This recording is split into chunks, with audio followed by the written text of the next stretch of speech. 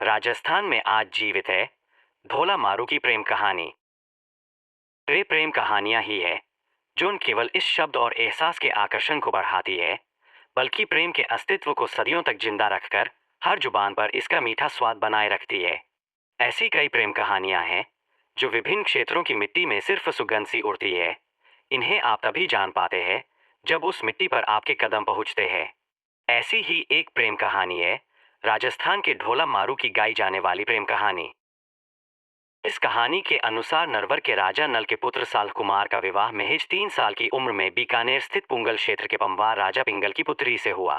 चूंकि यह बाल विवाह था, आठ गौना नहीं हुआ था। जब राजकुमार वयस्क हुआ तो उसकी दूसरी शादी कर दी गई, परंतु राजकुमारी को गौने का इंतजार था। बड़ी होकर वह राजकुमारी अत्यंत सुंदर और आकर्षक दिखाई देती थी। राजा पिंगल ने दुल्हन को लिवाने के लिए नरवर तक कई संदेश भेजे, लेकिन राजकुमार की दूसरी पत्नी उस देश से आने वाले हर संदेशवाहक की हत्या करवा देती थी। राजकुमार अपने बचपन की शादी को भूल चुके थे, लेकिन दूसरी रानी इस बात को जानती थी। उसे डर था कि राजकुमार को सब याद आते ही वे दूसरी रानी को छोड़कर चले जाएंगे, क्योंकि पहली रानी बेहद खूबसूरत थी। पहली रानी इस बात से अनजान राजकुमार को याद किया करती थी। उसकी मरवन्ने पिता ने इस बार एक चतुर ढोली को नरवर भेजा। जब ढोली नरवर के लिए रवाना हो रहा था, तब राजकुमारी ने उसे अपने पास बुलाकर मारू राग में दोहे बनाकर दिए और समझाया कि कैसे उसके प्रियतम के सम्मुख जाकर गाकर सुनाना है। चतुर ढोली एक याचक बनकर नरवर के महल पहुंचा। रात में रिमझिम बारिश के साथ उसने ऊंची आवाज में ने मल्हार राग में गाना शुरू किया। मल्हार राग का मधुर संगीत राजकुमार के कानों में गूंजने लगा। ढोली ने गाते हुए साफ शब्दों में राजकुमारी का संदेश सुनाया। गीत में जैसे ही राजकुमार ने राजकुमारी का नाम सुना, उसे अपनी पहली शादी याद आ गई। ढोली ने बताया कि उसकी राजकुमारी कितनी खूबसूरत है और वियोग में है। ढोली के अनुसार राजकुमारी के चेहरे की चमक सूर्य के प्रकाश की तरह है। जीने कपड़ों में से शरीर ऐसे चमकता है मानो स्वर्ण झांक रहा हो। हाथी जैसी चाल, हीरों जैसे दांत, मूंग सरीखे होंठ है। बहुत से गुणों वाली, क्षमाशील, नम्र व कोमल है। गंगा के पानी जैसी गोरी है।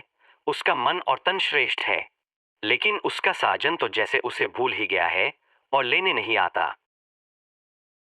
सुबह राजकुमार ने उसे बुलाकर पूछा तो उसने राजकुमारी का पूरा संदेशा सुनाया।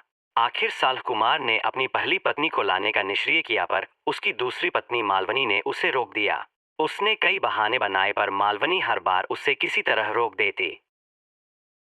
आखिरकार एक दिन राजकुमार एक बहुत तेज चलने वाले ऊंट पर सवार होकर अपनी प्रियतमा को लेने पुंगल पहुंच गया। राजकुमारी अपने प्रियतम से मिलकर खुशी से झूम उठी। दोनों ने पुंगल में कई दिन बिताए। एक दिन जब दोनों ने नरवर जाने के लिए राजा पिंगल से विदा ली, तब जाते समय रास्ते के रेगिस्तान में राजकुमारी को सांप ने काट लिया, पर शिव पार्वती ने आकर उसको जीवन दान दे दिया। लेकिन इसके बाद उनका सामना उमरा सुमरा से हुआ, जो साल कुमार को मारकर राजकुमारी को हासिल करना चाहता था। वह उसके रास्ते में जाजम बिछाकर महफिल सजाकर बैठ गया। राजकुमार सलाह कुमार अपनी खूबसूरत पत्नी को लेकर जब उधर से गुजरा तो उमर ने उससे मनुहार की और उसे रोक लिया। राजकुमार ने राजकुमारी को ऊंट पर बैठे रहने दिया और खुद उमर के साथ अमल की मनुहार लेने बैठ गया। इधर ढोली गा रहा था और राजकुमार व उमर अफीम की मनुहार ले रहे थे। मारू के देश से आया ढोली बहुत चतुर था। उसे उमर सुमरा के षड्यंत्र का ज्ञान आभास हो गया था। ढोली ने चुपके से इस षड्यंत्र के बारे में राजकुमारी को बता दिया। राजकुमारी भी रेगिस्तान की बेटी थी। उसने ऊंट को एड़ी मारी, जिससे ऊंट भागने लगा। ऊंट को रोकने के लिए राजकुमार दौड़ने लगा। जैसे ही राजकुमार पास आया, मारुवनी ने कहा, धोखा है, जल्दी ऊंट पर चढ़ो, ये तुम्हें मारना चाहते हैं। इसके बाद दोनों ने वहां से भागकर नरवर पहुंचकर ही दम लिया। यहाँ राजकुमारी का स्वागत सत्कार किया गया और वह वहां की रानी बनकर राज करने लगी। इतिहास में इस प्रेमी जोड़े को धोला मारू के नाम से जाना जाता है। तब से आज तक उनके नाम व प्रेम का गुणगान किया जाता है।